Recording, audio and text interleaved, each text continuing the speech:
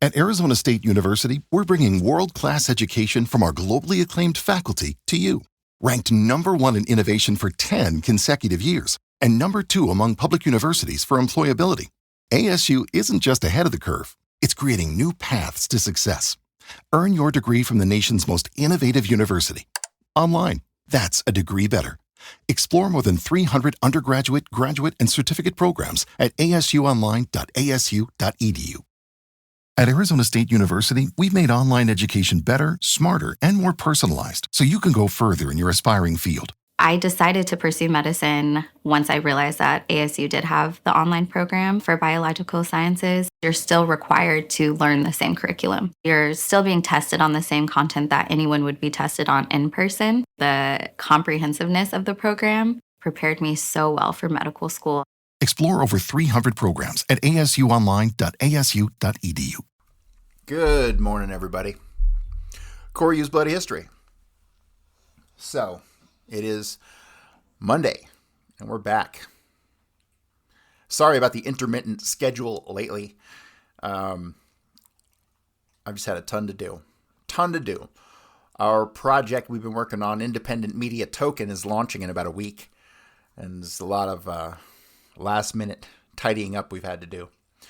That's going to be exciting, and if you want to learn more about that, go to imt.network. So, today we're going to go back to the Garrison-Sprague conference document. We got a long ways to go in this thing, and it's about to get juicy here. They're going to talk about Buell Frazier. So remember, Buell Frazier is a fucking liar. He had much more of a role in this thing than anyone wants to talk about. He's still alive, and he doesn't want to admit anything. You'd think somebody would have a deathbed confession, other than E. Howard Hunt, who got a lot wrong.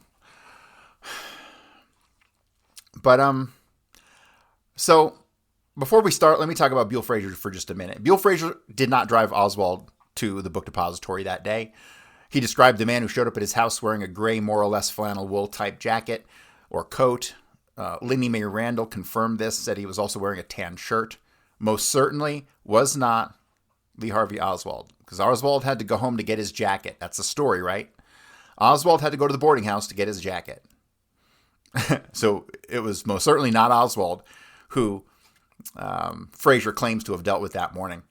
When he gets to the book depository, the story is Oswald gets out. He parks in the railroad yard. Oswald gets out with the rifle under his arm, walks into the book depository. No one else in the world can confirm this story, and that's because it didn't happen. We have the testimony of Ed Shields at the HSCA in the 70s. This came out. Ed Shields saw Buell Frazier exit his truck in the railroad yards, walk towards the building, and someone hollered out to him from inside the building, "Hey, Frazier, where's your rider?" And Frazier called out to him and said, "I dropped him off at the building." "Oh, really? So you dropped him off at the building? Who'd you drop off at the building? Where'd you drop him off? Why, I've never heard about this before." There is some rebuttal to the testimony of Ed Shields, which they try to say that Ed Shields' testimony is hearsay. But the story that tries to debunk Ed Shields' story is hearsay in and of itself, which is fucking hilarious, which is what the goddamn CIA does, right? They put out stories to undermine a real story by, every accusation is a confession, right? So Oswald didn't get driven to work today because Oswald wasn't fucking there. William Seymour was working at the book depository as Oswald, as is captured in the Robert Hughes film, and as is determined by Baker when he stops Oswald, allegedly Oswald, in the second floor lunchroom where he's drinking a Coke. But that story is a myth too. That was bullshit. That never happened. That was a cover story. We're not going to get into that. But that incident actually happened on the stairwell between the third and fourth floors. And the person who Baker stopped was a man wearing a light brown jacket. Exactly what William Seymour was wearing is captured in the Robert Hughes film out in the railroad yards. So this all leads back to Buell Frazier being completely full of shit, right? Because Buell Frazier didn't drive William Seymour to fucking work that day. Or did he? I don't know. I don't think so. That would imply William Seymour would be staying up in an area over by the Payne residence off of 5th and Fort Worth. Does that make any sense to me? Do I have any other indicators that could be the case? Well, there were some anomalous Oswald sightings in that area. Someone gave Oswald a ride, a hitchhike. Oswald was hitchhiking and he gave him a ride and talked about communism and stuff. So we have a couple weird incidents that I haven't been able to fit into the pattern. Is it possible William Seymour was living in Fort Worth over by the Paynes? It's possible. I can tell you with certainty that William Seymour knew Fraser because William Seymour dropped Fraser's name at the Sportsdrome rifle range when William Seymour went and shot at other people's targets, which is what Oswald is alleged to have done, right? So we definitely know Seymour was setting up Fraser. So Seymour knew Fraser in one capacity or another. Is it possible the man he drove to work that day and dropped off in the front of the building, as what he said to Ed Shields, is it possible that that was William Seymour? It's not really anything I've ever explored, but it's a possibility, and I should probably add that to the list of things. It would probably explain a lot of the one-off Oswald weird sightings that occurred in Fort Worth over by the Payne residence and by Buell Fraser's residence. But I'm pretty confident and feel I can say with certainty that there was a safe house in Oak Cliff that they went to, that Seymour went to after they left the book depository and prior to going to the Tidy Lady Laundry. So were there multiple safe houses? Oh, God, I'm sure there were. Do I have any evidence on where Lauren Hall and Lawrence Howard were staying? Nope. Other than the Executive Inn when Thomas Beckham went to go meet with Lawrence Howard, right, as is outlined in his HSCA testimony. So other than that, we don't have any indication on where they were residing. You just realized your business needed to hire someone yesterday. How can you find amazing candidates fast? Easy. Just use Indeed. Stop struggling to get your job post seen on other job sites. With Indeed sponsored jobs, your post jumps to the top of the page for your relevant candidates, so you can reach the people you want faster. According to Indeed data, sponsored jobs posted directly on Indeed have 45% more applications than non-sponsored jobs. Don't wait any longer. Speed up your hiring right now with Indeed. And listeners of this show will get a $75 sponsored job credit to get your jobs more visibility at Indeed.com/PODKATZ13. Just go to Indeed.com/PODKATZ13 right now and support our show by saying you heard about Indeed on this podcast. Terms and conditions apply. Hiring? Indeed is all you need. And that's problematic. Does it open the door to William Seymour having been directly in contact with Fraser as he was working at the book depository and living up in that area? And is he the man with the more or less flannel wool type coat that Fraser drove to work that day, who he dropped off in front of the building and then fabricated the whole story about Oswald, which was part of the plan? Him being directly connected to William Seymour, if William Seymour was living in Fort Worth in that area, would make a lot more sense because it would just indicate that it was William Seymour directly managing and handling Buell Fraser, which had to have been the case because it was fucking Seymour inside the book depository. I mean, that to me is concrete at this point. So back to the Garrison-Sprague conference document. They're about to talk a little bit more about Buell Fraser, and I already mentioned him a little bit, but I'm going to pick up exactly where I left off, which was page 106. Sprague says, "Wait a minute, let me tell you more, my friend. That's him in the window there at 9 or 10 o'clock in the morning with a black shirt on facing the guy in the red shirt. In my opinion, I can tell you that because if you look at this damn thing through the magnifying glass, you will see this profile. You can't see his face, but, well, boy, there's that hawk nose, and here he is in a picture down at jail." He must be talking about the Algins photo. It must be what he's talking about. And 9 or 10 o'clock, meaning like we're in the position in the photograph. He's a fairly young fellow, isn't he? You've got his picture down at the jail. Yeah, right. That's beautiful. Sprague says, I wouldn't want to go to court with that, but he's got a black kind of jacket or shirt, and he's got that hawk nose. Here's a better picture of him in Daniel's picture, but that's him, And when I'm looking at this damn thing, first of all, there are only 7 or 8 white guys who were supposed to be on the 6th floor that morning. Fraser says he came up to the 6th floor that morning while the floor laying crew was there for a few seconds at the elevator and went back down. They specifically asked him, were you ever over at that corner? And he said, no. Did you ever see Lee Harvey Oswald? And he said, no. In other words, if that's him, there he is in place where he says he wasn't. In this picture, there's a guy in a red shirt and a guy in a black shirt here. Here's another guy here. That's a box, I'm pretty sure. Max, was Frazier wearing a red shirt? No. Can't hear. Bud's on the phone in the background. That's a Bud Fensterwald. If you think one of these is Frazier, huh? The one on the left, the Hawk profile that the FBI picked up Marilyn 5 minutes before Bill got there and whisked her off to the LSU football game. Ooh.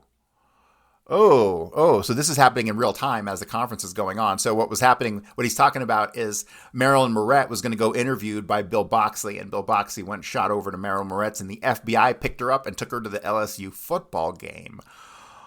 What? LSU football game? That's weird. And this is in 1967. She's a teacher at this point. Is she teaching at LSU? I'm not sure. Marilyn Moret's a whole can of worms. One day I'll do some more work on her. Let me see. You think one of these is Frazier, huh? Yeah, the one on the left in the Hawk profile. The FBI picked up Marilyn 5 minutes before Bill got there and whisked her off to the LSU football game. What? They bugged the room. No, I don't think they knew in advance of this room. I was going to suggest a different one tomorrow. How about the stairway? There's a lot of people out there a while ago. She could have just taken off for the game. Did he have an appointment with her? Not at 4:30. The game started. Yeah. I talked with him several days ago. He will have to talk to Bill about where we spoke about it, but I think we did it in the office. I want to see who was present and everything. I didn't know the FBI was interested in football. They're more interested in football than they are in assassinations. Is LSU a night game? Yeah. It's possible she could just be going to the football game. Yeah, but why would she make an appointment for 4:30? I haven't the faintest notion. Ask Bill when he gets back. He's coming back here. I've been working on Buell Wesley Frazier for some time. Well, this is the first time we've talked, you see, which makes it interesting because independently we found our way to him, which is always the best thing. My thinking was this. First of all, I think it's him in the window. Garrison then says, Bud, is this the first time that he and I have talked about Frazier, and independently we've, Sprague says, secondly, he wasn't there. There are only 2 or 3 possibilities for those guys to be, unless it's somebody who snuck in. Garrison says, if you want to see an example of how they put a lock on somebody now for later testimony, imagine the lock they have on Linnie Mae Randall. When they got her brother involved in this, she will testify to anything they want. Sprague says, and finally, you have that damn bag. And we know goddamn well that the bag was brought out of the building just too long to be the bag that's in the commission's exhibit. I think the police made that bag. Did you see the size they had carried out? Like a howitzer. Sprague says, there's only one guy who testified to the fact that Oswald carried the thing in, and that's Frazier. Now suppose he made it up. That's circled in the notes. Garrison says at least one employee at the depository said Oswald did not have a gun. Of course, Frazier mistaken. They coached him, but not well enough because he said he saw it like this, It would have been hanging down to his knees. So I figured that Frazier was coached or lied on purpose. As a matter of fact, he says that morning, instead of walking in with him like he usually does, he hung back and waited about 50 paces behind him because Oswald was going in with the bag in front of him. I guess it will be necessary now to check out some of Frazier's activities and friends. We know nothing about Frazier. I say, but nobody's ever checked him out. No, we just ignored him. Garrison says, I just found this out when Bill came back from Texas. I said, my God, look at this about Frazier. And he said, Christ, that's interesting because I just learned that he came back from Boeing. Fensterwald says, I figure that this guy here is telling him what to do. They're talking in that window. This could be Ruby's truck, the one he was driving, the green truck. Yeah, it's just a plain truck. That pickup that Julianne Mercer told us. Sprague says, yeah, that's what I'm talking about. Weren't you here when I said, oh, okay. I'll tell you what he probably got, where he probably got the truck too, who was best friend on the police force, Joe Cody. Joe Cody is in the truck rental business. He leases trucks. He's also got his telephone number. Yeah, that's right. Well, why they put that air conditioner on it? Because when they put that on there, it removes it from being one of Joe Cody's trucks. This isn't very good blow up because I made a negative from my original and this print from the negative. I don't have the original here because I sent it out to University of Utah to have them enhanced. Is that the technique? They've got a computer technique, and that they're using it at the University of Utah to bring out. Garrison says, why don't you send it to ITAC? They have a real technique. They got a technique for removing and sending back nothing but the bill. This is a friend of mine out there, and it's on its way back now. But it's in the original. When you look through the glass, you can see the guy's face, but you can see this hawk nose profile, I call it. Do we know what color the shirt he was wearing that day? Well, I have the colored picture of him at the jail. I've been trying to get that, but it looks black. 26 volumes, and here's a guy they arrest on November 22nd, and there's no mention of it. Well, they mentioned him. They let him testify. I guess you're right. What I remember about ITEC is the president of ITEC used to be in the CIA. Ray Marcus found a bibliography. It was supposed to debate him on radio. And if they dug up a bibliography and found out a background that made it clear that this man was a former CIA man, remember that? Yeah. So when the time came, the ITEC man didn't show up, but Marcus had developed it. So when they did, what they did was use a CIA contact to say nobody's there. Who else you got on your list? It just continues. You want to hear some more? Just give me a few and we'll run out of time. Isn't that a hell of a picture? You don't know who took it, where it came from? A guy named Foley developed it in a photo lab in Dallas at the request of the FBI. He printed an extra copy, 2 extra copies, and returned the negative and the original back to the guy, and he didn't know any record of who took it. The FBI never got this in the Warren report. That's beautiful. You got a copy of it, though. I know it was taken the morning between 8 and 10:30. At 10:30, the sun came out and the sky cleared up. At 8, he's not talking about the Alton's photo. This is an actual photo that I don't know about. The sky cleared up. About 8 o'clock, the building opened up. No parking signs were put up the night before and taken down that afternoon. If that's Ruby's car down there, it would certainly support the possibility that Ruby's up there, wouldn't it? He leaves a car and someone else picks it up. There's a guy getting into the car. Do you think that's a front? I think he's standing at the corner. No, he's standing right about where the truck is. It looks to me like he's climbing into it. His hands are in his pockets. The glass is done. Oh, really? I wonder what happened to it. What's that? Magnifying glass. Well, that was Boxley's, so he probably took it with him. I'd like to see that with a magnifying glass, but I can't see it without it. You just realized your business needed to hire someone yesterday. How can you find amazing candidates fast? Easy. Just use Indeed. Stop struggling to get your job post seen on other job sites. With Indeed sponsored jobs, your post jumps to the top of the page for your relevant candidates, so you can reach the people you want faster. According to Indeed data, sponsored jobs posted directly on Indeed have 45% more applications than non-sponsored jobs. Don't wait any longer. Speed up your hiring right now with Indeed. And listeners of this show will get a $75 sponsored job credit to get your jobs more visibility at Indeed.com/PODKATZ13. Just go to Indeed.com/PODKATZ13 right now and support our show by saying you heard about Indeed on this podcast. Terms and conditions apply. Hiring? Indeed is all you need. You have to have a bright light shining on it, but I see him with his right leg up, sort of climbing into the car. It may be my imagination.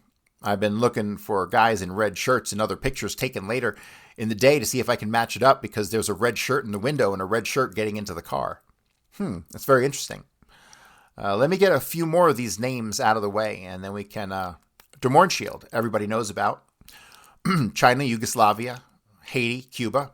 I think now there's a good probability that while he's undoubtedly intelligence, I think he may be a patsy in another way to call attention from persons more seriously involved. The reason I say that is that after it became apparent in the 26 volumes is precisely the opposite of what you're thinking it's going to be. You actually reach a point where you begin to realize something is pointing to a person, you can eliminate him. And when something is nuded, it's important. So taking that point of view, I put Demornshield aside and started going through the other names you didn't hear about as much except in passing, and all of a sudden I hit what I wanted to. But I had to work all night on the damn thing because he's really hardly mentioned. That's Max Clark, one of the first in Dallas-Fort Worth to get to know Lee and Marina after their return from Russia. Clark testified that Oswald had obtained his name and phone number because Clark's wife was Russian. Clark testified that Oswald told him when they met that he was disappointed because Russia was not like Karl Marx and it was not true communism, and that he thought it was just as bad as democracy. Now compare this. Now honestly, the CIA is a little heavy here. Isn't this pitiful? Now they can smell this, and when you find out this guy was formerly with the security operations of General Dynamics, described by Demornshield as chief of security at Convair. Holy shit, Convair. Robert Oswald worked at Convair. Well, it's listed in one place that he worked in Convair, in the directory. And I believe he was asked about it and said yes, and that's all they ever talk about it. But Convair is most certainly a CIA cutout. It went on to become General Dynamics. And Convair also employed a guy named John Oswald, who was married to a woman named Margaret Oswald in Fort Worth at the same time that Robert Oswald's living in Fort Worth. The name John Oswald pops up a couple times in the assassination story. One time, Marguerite Oswald names her husband as John Oswald. Her former husband is John Oswald. Don't understand that one. But there was a John Oswald working in Fort Worth at Convair, along with Robert Oswald. But I have a feeling that if I actually go through and do a chronology on Robert Oswald, I have a feeling that the dates will conflict with his employment at like Acme Brick Company. So... all right, so let me continue. I'm going to reread this. Now, compare this. Now, honestly, the CIA is a little heavy here. Isn't this pitiful? Now they can smell this. And when you find out this guy's formerly with the security operations of General Dynamics, described by Demornshield as chief of security at Convair, which became General Dynamics, I understand. Chief of security, by the time the Warren Commission arrives on the scene, he's a lawyer. I don't know when he made the transition, but you can see what his philosophy is. I've got a note to compare the affidavits of fellow Marines one after the other. This is just another Marine. But here's a guy who says that Russia is just as bad as democracy. So that leads to General Dynamics. We have Norman Gallo, librarian, Napoleon Avenue branch, library in New Orleans. We found that Oswald visited the library at regular intervals, most of the times on Thursdays.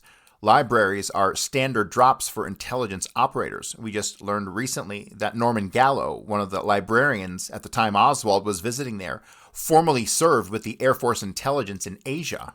Ooh. Now that's interesting, Jim. Oswald lived nowhere near Napoleon Street Library. Nowhere near it. Way the hell out. He lived up closer to the park. Gallo was in Air Force intelligence in Asia. Gallo spoke Japanese, Italian, and Spanish. After serving with Air Force intelligence in Korea, he was engaged in intelligence work for the federal government in Washington, D.C. from 57 to 59. Gallo subsequently returned to Japan for governmental work, returning to New Orleans in the spring of 62. By 63, he was librarian at the Napoleon Branch Library. What the fuck? In other words, he has the right background for a librarian. Fucking Garrison and his sarcastic attitude was, I love it. That guy's a heavy-duty shot caller in intelligence and becomes the head librarian at the Napoleon branch in New Orleans in summer 63. Are you shitting me? Okay, Norman Gallo, Gallo. That's the name for everybody to look into out there. I talked with an acquaintance of his and asked him if he knew what Gallo's work was in Washington before he was sent back to Japan. And he said that Gallo wouldn't say much about it. And he had something to do with codes and with coding. Oh, with codes and coding. It's funny because Oswald, at that exact same time, 57 to 58-ish, was working in Taiwan. Right, he was at Taiwan, and he was also at Corregidor and Subic Bay. And Subic Bay was where he was doing what? Guarding the crypto van, right? That's where the belief that Oswald had a crypto clearance, a very high top secret clearance. I think they call that Q clearance today. I'm not sure. I don't follow that shit, but I think that's what that's called today. But crypto clearance because he was dealing with guarding the crypto van, which held encryption stuff that they were doing back then, which is really primitive compared to what we got today. It wasn't no SHA 256, I'll tell you that much. But that's an interesting connection there. So this guy Norman Gallo might have a connection to the dual Oswalds. That's what I'm thinking. That's the first thing that comes to mind. And holy shit, if he was out there and if he was handling him from the States at the time, and then they switch places, he goes out there after Oswald leaves there and comes back here to go work at the CIA base at Santa Ana. That's fucking crazy. So yes, Norman Gallo just became persona numero uno who needs to be researched. Now, Gallo is an example of a man who's obviously in the intelligence business, but not necessarily part of the intelligence apparatus, because Gallo was opposed to the Vietnam War in his personal philosophy. The point is that if we can locate Gallo, he might give us information. He was strongly opposed to the Vietnam War, and he said right after the assassination that he didn't believe Oswald could have done it by himself. What I'm getting to is that if we can locate him, we may have somebody who may be willing to say, yes, Oswald was with the CIA because of his philosophy, and maybe you can locate him. He's still a librarian and believed to be around Washington. Fensterwald says, I'm sure as hell going to give it a good try. Garrison says, Arlington or somewhere in the library business. I have a man who's very good at tracking individuals. I think that he might have a cut loose. The Library of Congress. Fensterwald says, I have a man who's very good for this. He has 29 years as a special agent for IRS. He'll dog somebody to the ends of the earth. First name? Norman Gallo. That's even easier to find. But you see what that was. That was a drop. And they had Oswald engage in some function, quite possibly fictitious missions, perhaps a real mission in a small way. Now, the interesting thing is... Oh, you cocksucker. Okay, the end of side 6 just cuts there and it takes up on the beginning of side 7. I fucking pray it picks up in the same spot. Let's look. Sort of. Garrison says the office of the CIA is at the Masonic Temple. It's an operations office. You know, it's got to be off to the side, you know, but it's a very busy place in 63. You got Oswald having a key, Kerry Thornley, and then, what's his name, says Jules Rico Kimball. And Garrison says, Kimball, sure, he has a key too. He was an employee. Oh, so these guys all got keys to the CIA office at the Masonic Temple. Crazy. In other words, this fucking thing, man, it just brings me back to like the Scottish Rite and stuff like that. Like this is an area I really need to dig into. But you want to guarantee that there's an area that has no documents at all? It's this area. Now, how do you investigate an area that has no documents? Well, if those documents are the potholes, look for the street around the potholes. All right, Kimball, sure, he has a key too. He was an employee. In other words, one of the ways in 1963 you can identify a CIA employee is that they use these keys. You have to have a key, and it's one of the ways of getting a message to them automatically without ever having to confront them. So to what happens with Oswald goes to Dallas. He ends up with a key at the post office box there, and who has a key near him in the post office? Jack Ruby. But it was just a coincidence, Fensterwald says, and they all laugh. Garrison says, Holmes. Holmes speculates that at some length about a change of address notification, which was filed several days after Oswald was sent back to Dallas. It was filed here in New Orleans. It appears to me to be quite clearly in Clay Shaw's handwriting, but we talked to the post office and they said, oh, no, this is an interior form. I go back to Holmes' testimony, and he's speculating out loud how Oswald filed this in New Orleans after he moved to Dallas. In other words, they hadn't thought of an answer. Now they have it was an interior form. They probably changed the form. If Fraser's training at Boeing, did you tell me, is Boeing New Orleans? Boeing Seattle. What was he being trained for? Beats the hell out of me. We just come across Fraser. In other words, Bill's going to have to go into that area when he comes back. All right, here's some more. I'm going to have to go in a few minutes and sleep. Here's Fred Lorenz, executive at downtown Lincoln Mercury, where the pre-assassination tableau occurred. Now, the thing that Fred Lorenz is, he is the one who hired Jack Lawrence. In this case, we don't know where he is in now. Jack Lawrence is another one. I kind of got an understanding of who he is, what he is, just a low-level guy, but he was there, it seems. I don't know what capacity, and he dipped back to Los Angeles, so who the fuck knows? And the fact that we even know about him is just sloppy work on their part. Again. You just realized your business needed to hire someone yesterday. How can you find amazing candidates fast?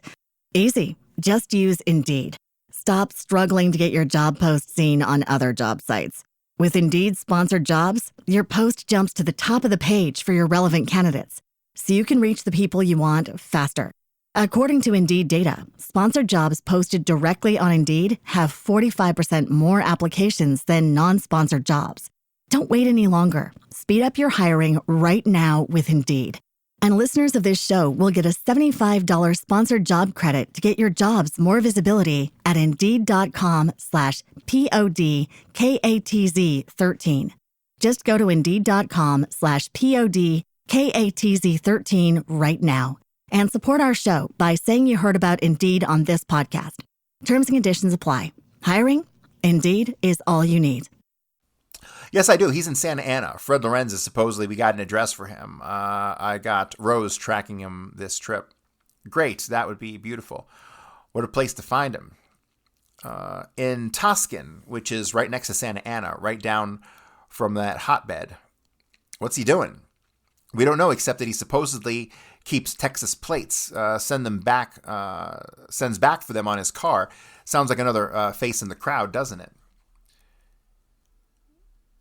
He's right next to Dr. Bob Wells there. I've got Rose checking him to get a better line. Wells comes in another way. Wells in the old church. He's an associate of Bradley and McIntyre. And so was Ferrie in that church. Wait, it doesn't sound like it's worth checking out, does it? And everyone laughs. Speaking of license plates, was there ever a license plate stolen or removed or changed in Dealey Plaza ending in the number 17? I don't know. There's a guy in Dealey Plaza holding up a license plate in his hand, and all you can see are the last two digits, 17. Oh, really? At 1:10 p.m. Of course, anybody having anything to do with that, if he didn't have his ass out there by 1:05, must have been out of his mind.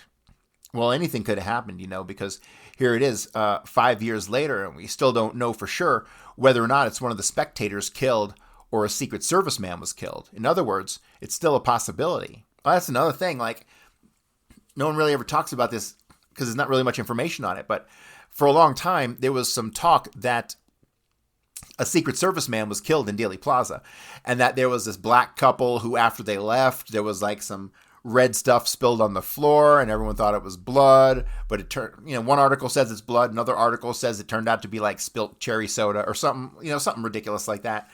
And so that is another one of these weird Dealey Plaza anomalies that no one has really quite figured out. There was even a Secret Service man named as being the one who was killed.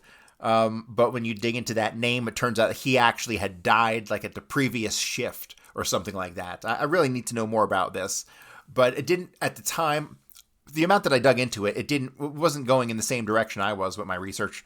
So I kind of just got the basics and moved on. But that definitely needs to be further researched. The dead Secret Service agent in Dealey Plaza, and it was even announced on the fucking news. You can hear, they talk about it on the news. And he says, like, the Secret Service agent was killed, and even when they die, they have to die in darkness or something like that. Maybe it was Walter Cronkite who said that. But that information was, like, abound that day, but there's been nothing. It's an information dead zone. So I would very much like, if anyone's out there and interested in that subject matter, if anything you dig up, you'd send to me, that'd be phenomenal. I'd be more than happy to cover it here. And, all right, so picking up, where was I? Where did you get this picture? That's a William Allen picture. I never noticed, but Fred Newcomb picked it up and gave me a copy. Here's a guy standing behind there holding the license plate. So William Allen, the William Allen pictures. If anybody out there or anyone in the research chat wants to dig up the William Allen pictures, that'd be great. Boxley then says, foiled by CIA. Garrison says, what the hell happened with this one? Boxley says, I got there in a flurry of cars as I turned up. turned up the block, taking off up the street. And as I turned up to the door, Mrs. The transcription is blurred. He says, the fellows just waved. At her? No, at me. They waved triumphantly and went off up the street. You took her off? 2 car guys with 2 guys apiece. Sorry, this is kind of a jump. The writing's kind of jumbled here.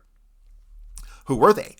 Well, Mrs. Moret came to the door and said that some friends had dropped by unexpectedly to take her to the game at LSU. She was real sorry, but here was the book Mark Lane left out, so I wouldn't have any reason to come back. So I said, well, I'll be back. All I got was the license number. At least I came up with that. All 4 were guys. 4 guys, 2 and her in the first car and 2 guys in the back car. Young guys wearing dark glasses, just as I waved and walked up to the porch and they pulled out. Where'd you think they picked it up? Out of our office somewhere, the phone conversation. She told them probably, I think she's CIA. She fits it, look. Her family is the one who got him speaking engagements over at Mobile at the Jesuit House.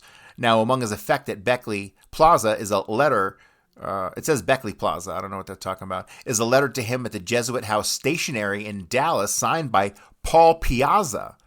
Ooh. Paul Piazza, another name we need to research. Paul Piazza, Piazza, or maybe 2 Z's. Paul Piazza, I strongly suspect, is going to turn out to be a cousin of George, who was in the Jesuit House school over there. Oh, so we have another connection. A George Piazza, possibly at the Jesuit school, related to a Paul Piazza here in Dallas. And so there's another connection here going on. All this Jesuit shit just screams of CIA to me. And it wasn't John Bogey Moret involved with that. It was the older Eugene John Moret who was involved with that stuff. The guy who got killed in the plane crash? Yeah.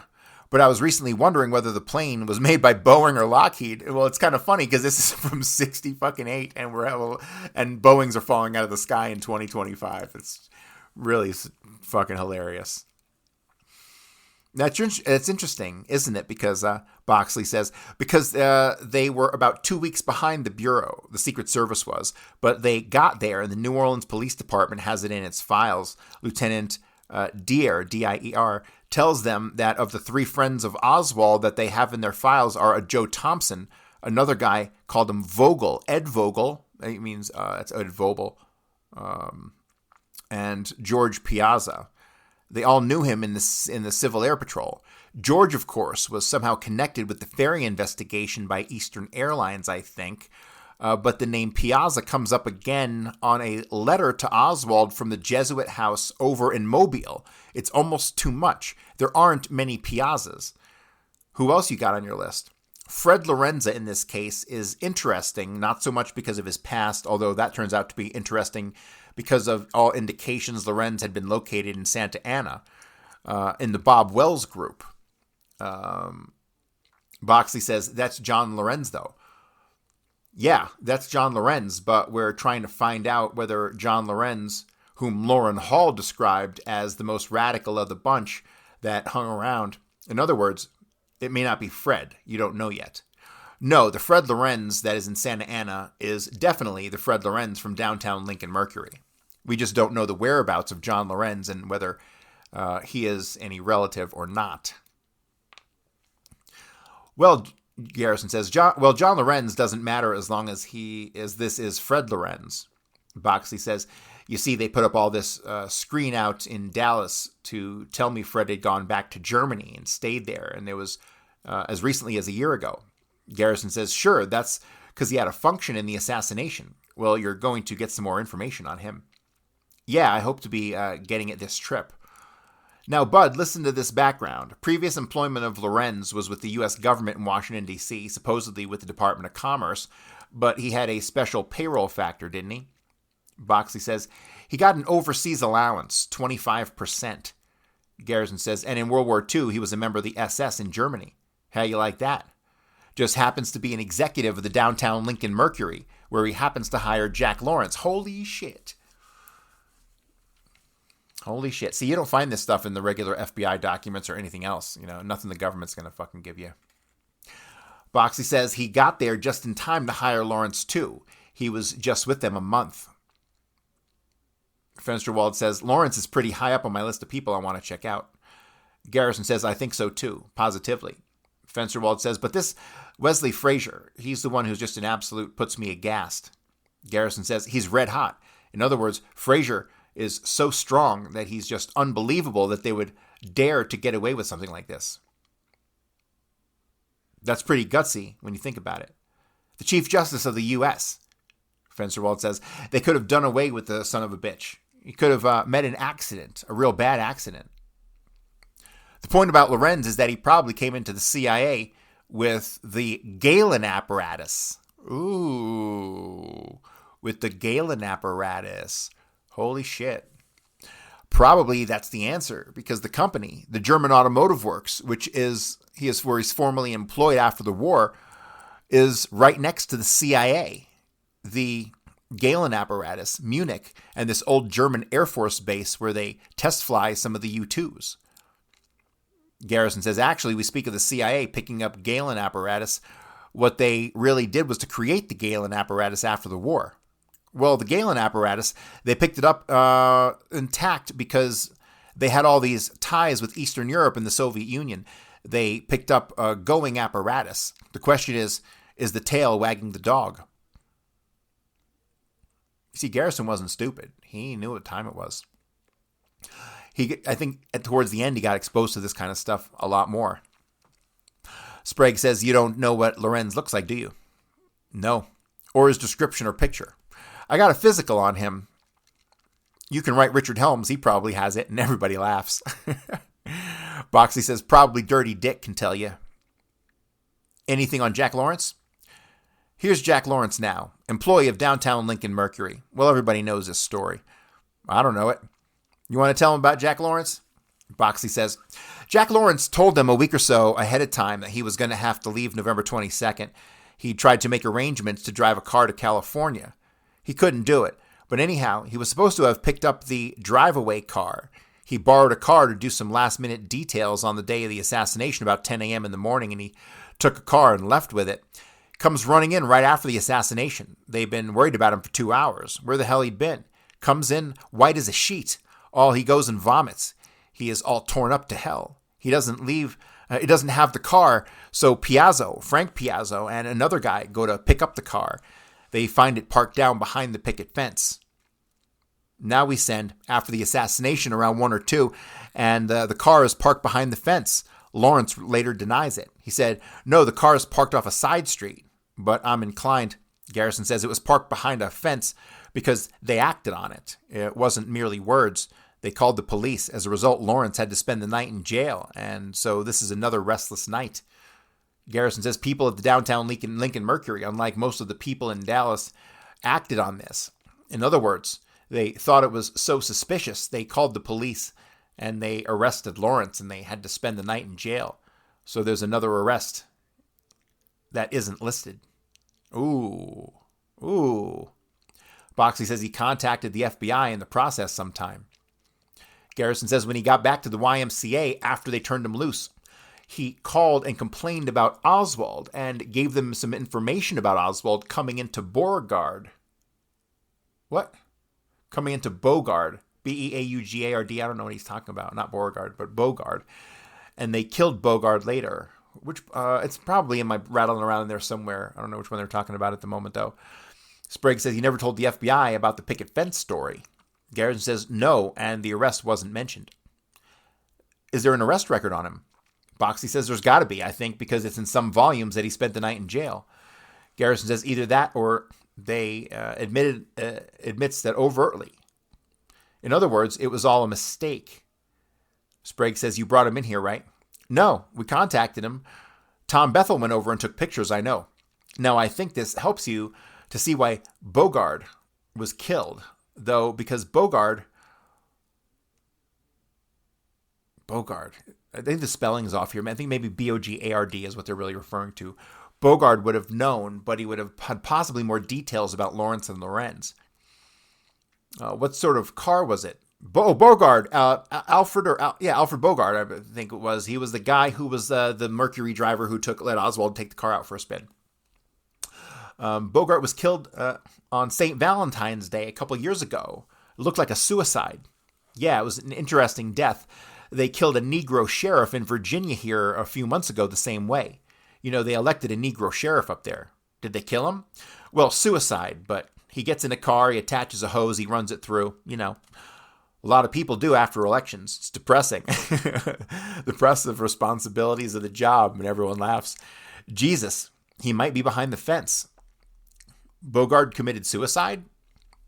That's the story. 1967 Valentine's Day. Was he about to crack or something? I think the government disposed of him. No, but I mean, they waited a long time. Yeah, but they waited until we got interested. Oh, you were on his talk? We were beginning to stumble onto those things. What else you got on your list? Wait a minute. Before you leave Lawrence, what did he tell Tom of any significance? Oh, totally innocent, you know. Garrison said, here's what he said that's significant. It's all bullshit except for one thing. He asked Lawrence and how he earns his living. He says, well, there's a special provision which if you don't take to the GI Bill, the government pays you money anyway. And he laughs. Boxley says, I'd like to get in on that. Garrison says it's limited to the Dallas operation. Man, Garrison had one hell of a sense of humor. Did anybody ever ask him, or did he say why he threw up? I'm going to get into that in a second. How do you know he threw up? Oh, he had a hangover, that's what he said. And he didn't throw up until 12:35 p.m. That's pretty good. Most people throw up the night before, and everyone's laughing. Garrison says, anyway, the important thing is here that you have to compare this now with Thornley. When I say, how do you earn your living? He's under oath. He says, I'm a writer. I said, when did you last have anything published? He said, I had a story published, I think, in 1965. He doesn't work. I can verify. Garrison says, but he doesn't work. Gordon Neville gets the envelopes from McLean, Virginia. Ferrie was retired. All these key people, the ones that they didn't kill, are retired. About his throwing up, just last week I got interested in that end.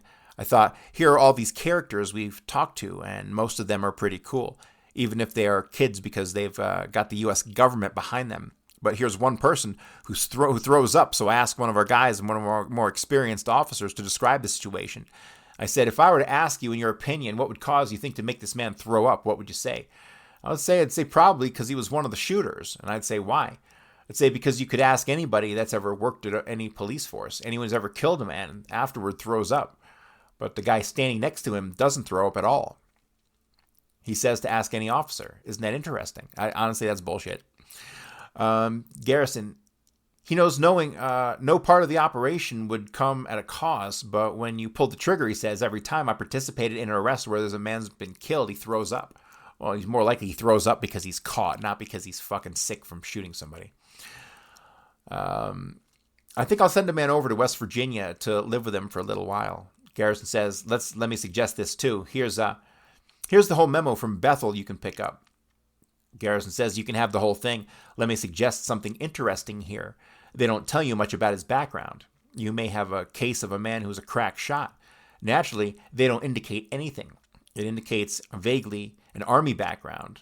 Then that goes on to say he has some problem. It hints at dishonorable discharge, but it's very vague. We've seen that before with intelligence, but then it goes on to say he was a supporter of Castro when in the service, and it lets it go at that. Well, as the supporters of Castro in the late 50s were with the anti-Castro operations by 63. He admits to being almost Birch Society and the whole, everybody around Lincoln Mercury said he was right-wing as hell. Even with Bethel, all he could talk about, he starts talking to me, and pretty soon he's talking about a right-wing cause. In other words, the guy's committed. He's a Nazi. But the point is to try to find his previous military background. He seems to have come here by way of Florida. I can give you something on that. He did receive a bad conduct discharge from the Army and got it for being an all-out Castro supporter back in 57 or 58. On his way from Florida to California, he stops off in Dallas in October 63, got a job at Lincoln Mercury, stayed at the YMCA, which is a meeting place. The YMCA, that's right. See Fred Lorenz, sales manager, and so on. The YMCA being a meeting place, extremely important. Everybody fucking stayed there.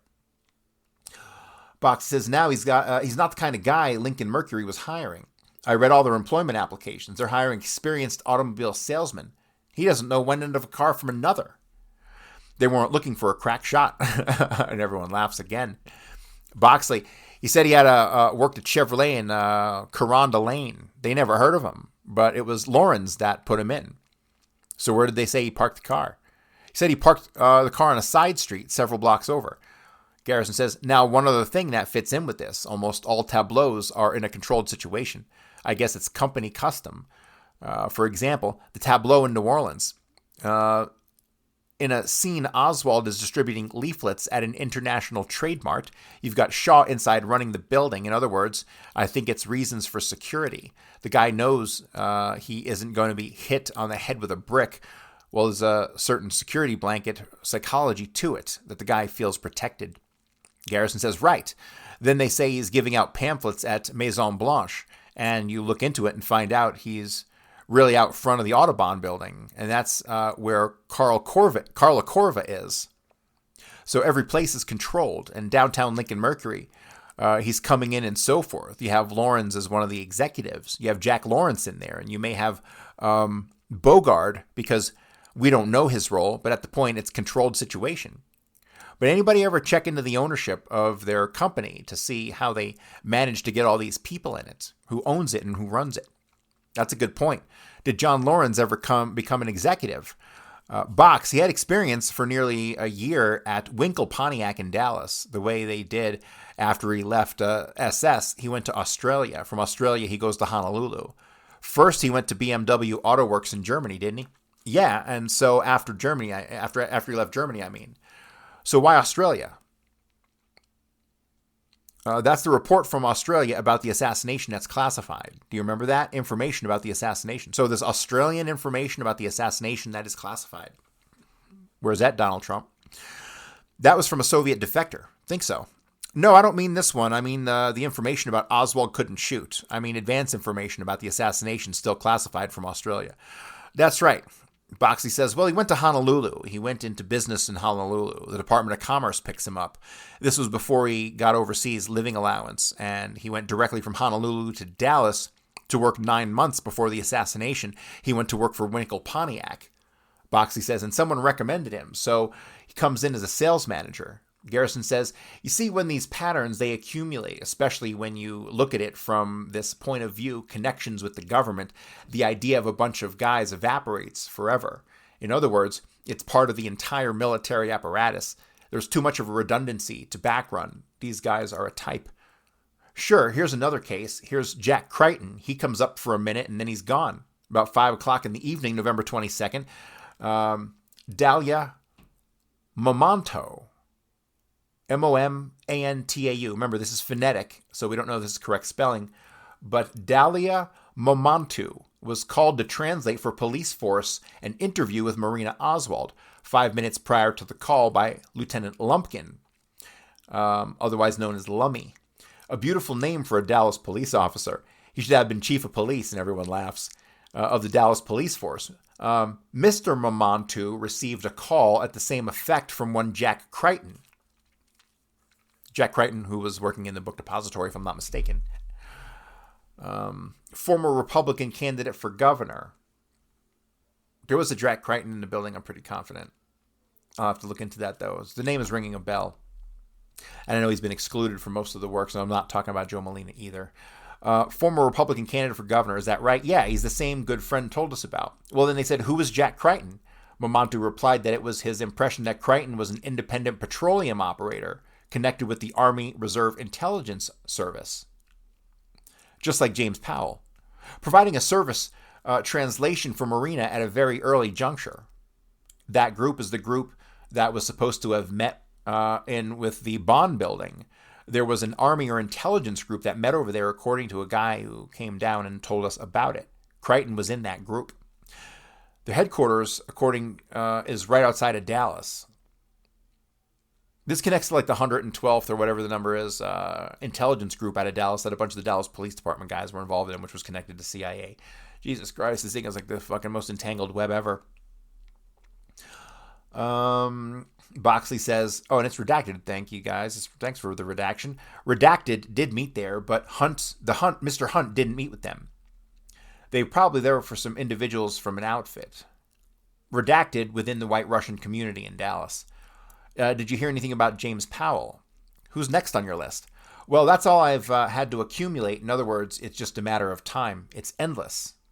Can I ask you what you've been doing with a couple individuals completely disconnected from what we've been discussing? And then he picks up with a new subject matter. So we're going to call it here for today. But this has been a blockbuster segment of this document. God, the interconnectivity of everybody, all the way up to the Lincoln Mercury dealer and Mr. John Lorenz, who, how the fuck you go from working with the intelligence and CIA and all this stuff and the Air Force intelligence and whatnot, and then you go to work for Lincoln Mercury? What? Interesting. But that's going to do it for me today, guys. I'll be back next time where we will continue this amazing document. Thanks, everybody.